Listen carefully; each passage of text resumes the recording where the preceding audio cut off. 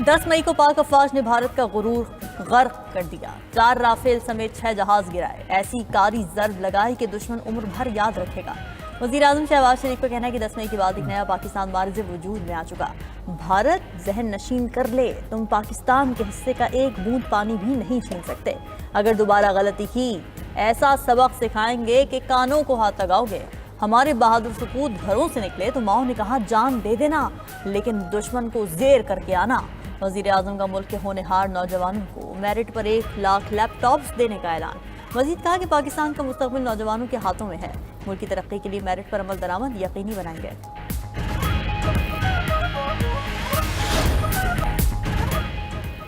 Rawalpindi police ने अलीमा खान और नौरीन खान को तहवील में ले लिया। पुलिस ने तहरीक इंसाफ के मुतादिद कारकुनों को भी हिरासत में लिया, लेकिन बाद में छोड़ दिया। बानी पीटीआई की हमशीरा अलीमा खान ने अडियाला के करीब सलमान अकरम राजा और दीगर वकला के साथ धरना दे रखा था। अलीमा खान का कहना था 3 माह से भाई से मुलाकात नहीं कराई जा रही।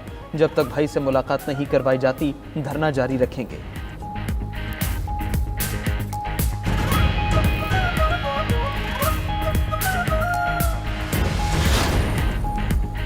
पेशावर हाई कोर्ट ने इलेक्शन कमीशन को उमर अयूब और शबरी फराज के खिलाफ मजीद कार्रवाई से रोक दिया। सेनेटर कौमी असम्बली में नए अपोजिशन लीडर्स की तकर्री भी न करने का हुक्म। उमर अयूब और शबरी फराज की नाअहली के खिलाफ दरखास्त की समात अदालत ने फरीकैन को नोटिस जारी करते हुए मजीद समात 15 अगस्त तक मुलतवी कर दी। मीडिया से गुफ्तगू में बैरिस्टर गौहर बोले, हम 180 सीटें जीत चुके थे, आज हम 76 सीटों के साथ बैठे हैं। आवाम के मैंडेट की इज्जत नहीं होगी तो मुल्क मजीद खतरे में होगा।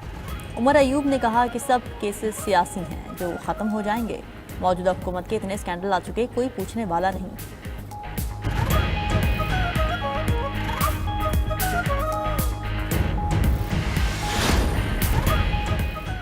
वफाकी वज़ीर ख़ज़ाना मोहम्मद औरंगज़ेब की चीफ जस्टिस याहिया अफरीदी से सुप्रीम कोर्ट में मुलाकात इंसाफ तक रसाई बेहतर बनाने और अदालती निज़ाम को जदीद बनाने पर तबादला ख़याल। चीफ जस्टिस ने टैक्स से मुतालिक मुकदमात की दर्जाबंदी और टेक्नोलॉजी पर मबनी इस्लाहात पर रोशनी डाली। मुतबादिल तनाज़ा हल निज़ाम की कामयाबी के लिए हुकूमती ताउन की ज़रूरत पर जोर दिया। वज़ीर ख़ज़ाना ने अदलिया के इस्लाहाती एजेंडे की तारीफ़ की, मुकम्मल ताउन की यकीन दहानी कराई। उधर सेनेट में गुफ्तगू करते हुए वज़ीर ख़ज़ाना ने कहा, FBR जो रेवेन्यू जमा करता है उसका 50% रियासती मिल्कियती इदारों पर ज़ाया हो रहा है। हुकूमत इस्लाहात के लिए कोशा है। 24 इदारों में से 8 की निजकारी का अमल तेज़ी से जारी है। मुनाफा देने वाले इदारों को भी निजी शोबे के सुपुर्द करना अच्छा फैसला होगा।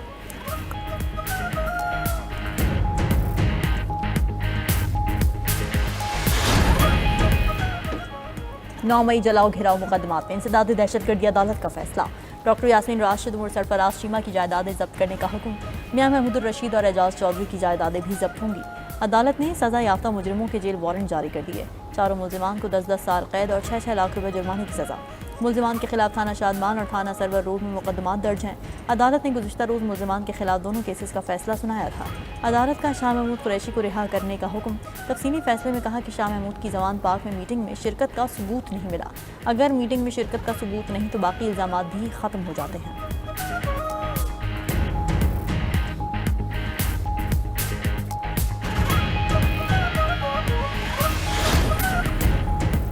गिलगित में दरियाए हुंजा एक बार फिर बिखर गया। गुलमत और गोजाल के मकाम पर सैलाबी रैलों ने तबाही मचा दी। 50 से ज्यादा मजदूर जद में आने से बाल बाल बच गए। शाहराह रेशम पर लैंड स्लाइडिंग, बड़े बड़े पत्थर गिरने से मुतादिद मकामात पर रास्ते बंद, कई मुसाफिर फंस गए। तर्जुमान जीबी हुकूमत फैजुल्ला फिराक का कहना है कि गिलगित बल्तिस्तान बदतरीन सैलाबी तबाहियों से दो चार है। सैलाबी रैलों से वाटर चैनल्स, खड़ी फसलों और मकानात को शदीद नुकसान पहुंचा। शिगर में ज़रई अराजी और दरख्त रैलों में बह गए। उधर 15 से 22 अगस्त तक मुल्क में बारिशों का नया सिलसिला शुरू होने का इम्कान। NDMA ने बालाई पंजाब, आज़ाद कश्मीर और गिलगित बल्तिस्तान के लिए अलर्ट जारी कर दिया।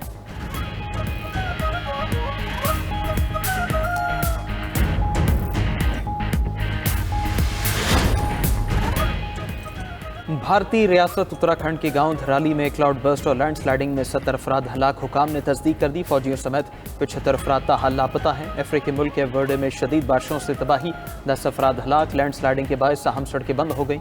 उधर ताइवान को एक और तूफान का सामना। उडुल तूफान मशरकी साहिल की जानिब बढ़ने लगा। हवाओं की रफ्तार 150 किलोमीटर फी घंटा से तजावुज कर गई।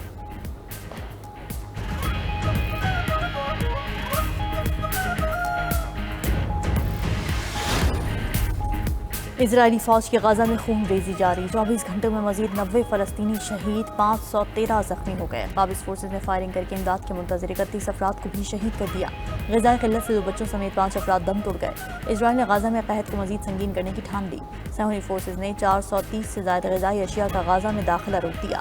گوشت، مچھلی، پنیر اور دودھ کی مصنوعات شامل بیمار افراد کے لیے منجمد سبزیاں اور پھل بھی روک لیے گئے۔ انس شریف سمیت 5 صحافیوں کی شہادت۔ اقوام متحدہ کے ادارہ برائے انسانی حقوق نے صحافیوں کا قتل جنگی جرم قرار دے دیا۔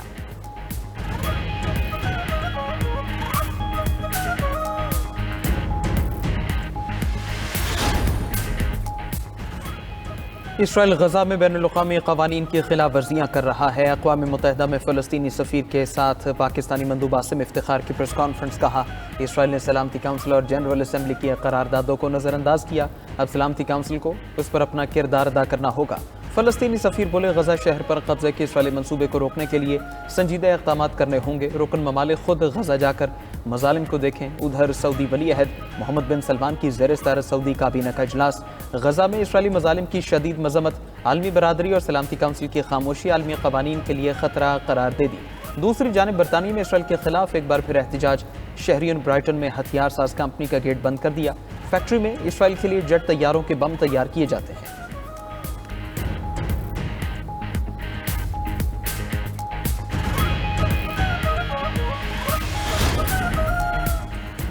باجوڑ اور خیبر میں دہشت گردوں کے خلاف آپریشن کا آغاز۔ باجوڑ میں دہشت گردوں کے ساتھ ہونے والا مقامی جرگہ ناکام ہو گیا۔ آپریشن کے دوران شدت پسندوں کے 4 ٹھکانے تباہ کر دیے گئے۔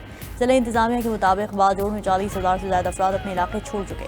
نقل مکانی کرنے والوں کے رجسٹریشن کا عمل جاری۔ سرکاری اسکول سے اسپورٹس کمپلیکس میں لوگوں کو عارضی پناہ دی گئی۔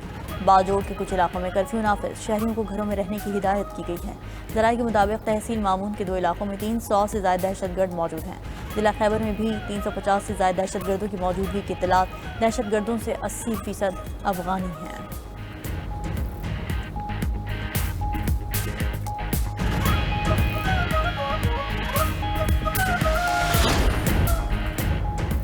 امریکی صدر ڈونلڈ ٹرمپ اور روسی صدر کے درمیان ملاقات امریکہ میں ہی ہوگی۔ وائٹ ہاؤس کی تصدیق۔ کہا ٹرمپ پوٹن ملاقات جمعے کو ریاست الاسکا کے شہر اینکوریج میں ہوگی۔ امریکی صدر کا بھی مستقبل میں دورہ روس کا ارادہ ہے۔ ادھر روسی وزیر خارجہ کا امریکی ہم منصب سے ٹیلی فونک رابطہ۔ لاوروف اور روبیو نے ٹرمپ پوٹن ملاقات کی تیاریوں پر تبادلہ خیال کیا۔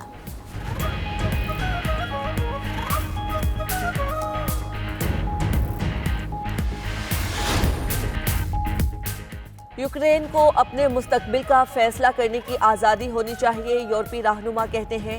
مذاکرات صرف جنگ بندی پر مرکوز ہونے چاہیے۔ یوکرین اور یورپ کی سلامتی اور مفادات کا تحفظ ضروری ہے۔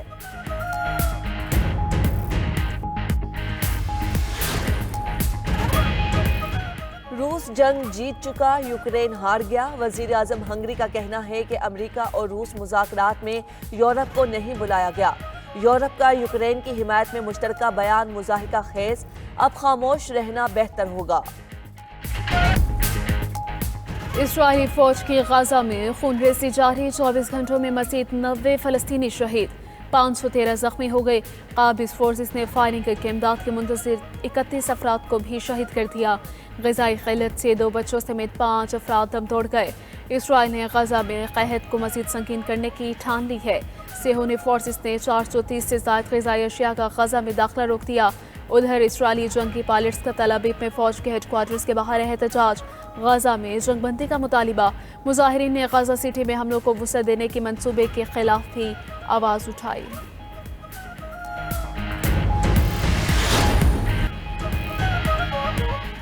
ٹیکساس کے شہر گورڈن کے قریب یونین پیسیفک ٹرین کی 35 بوگیاں پٹری سے اتر گئیں۔ پٹری پر بوگیاں ایک دوسرے پر چڑھنے سے آگ بھڑک اٹھی۔